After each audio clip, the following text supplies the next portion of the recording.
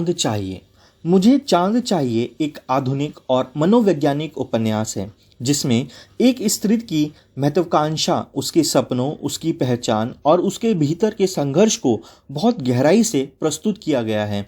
इस उपन्यास की मुख्य नायिका वर्षा वशिष्ठ हैं, जो एक छोटे शहर की साधारण लड़की होते हुए भी बड़े सपने देखती है।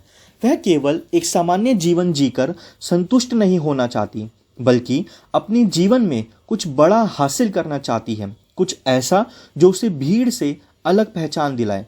चांद यहाँ उसी असंभव या कठिन लक्ष्य का प्रतीक है जिसे पाने की चाह उसे आगे बढ़ाती है। वर्षा का जीवन शुरू से ही संघर्षपूर्ण होता है।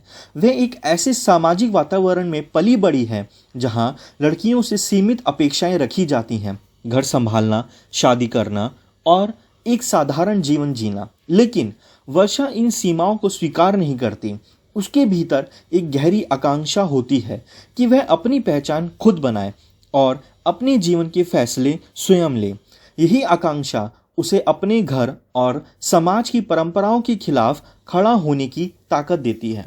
वर्षा का रुझान अभिनय की दुनिया की ओर होता है। वह इस क्षेत्र में अपनी पहचान बनाने के लिए संघर्ष करती है।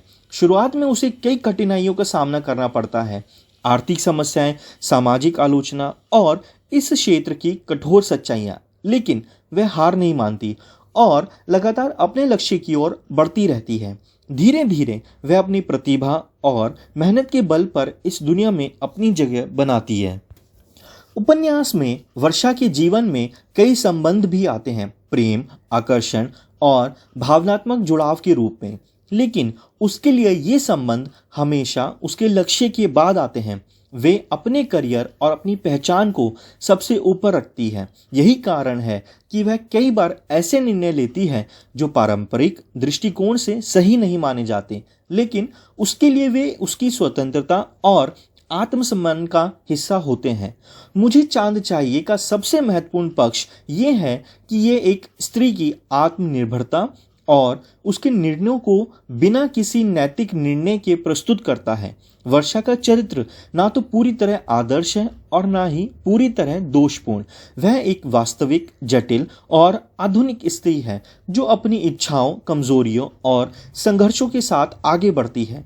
उपन्यास में ये भी दिखाया गया है कि सफलता पाने की राह आसान नहीं होती। इसके लिए व्यक्ति को कई बार अकेलापन, असुरक्षा और भावनात्मक संघर्ष झेलने पड़ते हैं। वर्षा भी इन सब का सामना करती है, लेकिन वह अपने लक्ष्य से पीछे नहीं हटती। उसका चांद केवल बाहरी सफलता नहीं है, बल्कि अपनी पहचान और आत्मसंतोष प्राप्त करना भी है। अंत में वर्षा अपने जीवन में एक मुकाम हासिल करती है, लेकिन यह सफलता उसे पूरी तरह संतुष्टि नहीं देती। उसे एहसास होता है कि जीवन में केवल सफलता ही सब कुछ नहीं है, बल्कि भावनात्मक संतुलन और आत्मिक शांति भी उतनी ही जरूरी है। इस प्रकार उपन्यास एक गहरे आत्मबोध के साथ समाप्त होता है, जहां वर्षा अपने जीवन के चुनावों और उनके परिणामों को समझती है। मुझे चांद चाहिए का प्रतीकात्मक अर्थ बहुत गहरा है। चांद यहाँ उस आदर्श, उस लक्ष्य और उस पूर्णता का प्रतीक है जिसे हर व्यक्ति अपने जीवन में पाना चाहता है। लेकिन ये भी दिखाया गया है कि उस चांद को पाने की यात्रा में व्यक्ति को क्या क्या खोना पड़ सकता है और वह कितना अकेला हो सकता है। अंततः यह उपन्यास एक स्त्री की स्वतंत्रता, उसकी महत्वाकांक्षा और उसके अस्तित्व की खोज की कहानी है। ये हमें ये सोचने पर मजबूर करता है कि क्या सफलता और व्यक्तिगत इच्छाओं के बीच संतुलन संभव है, और क्या समाज वास्तव में एक स्त्री को उसकी शर्तों पर जीने की आज़ादी देता है।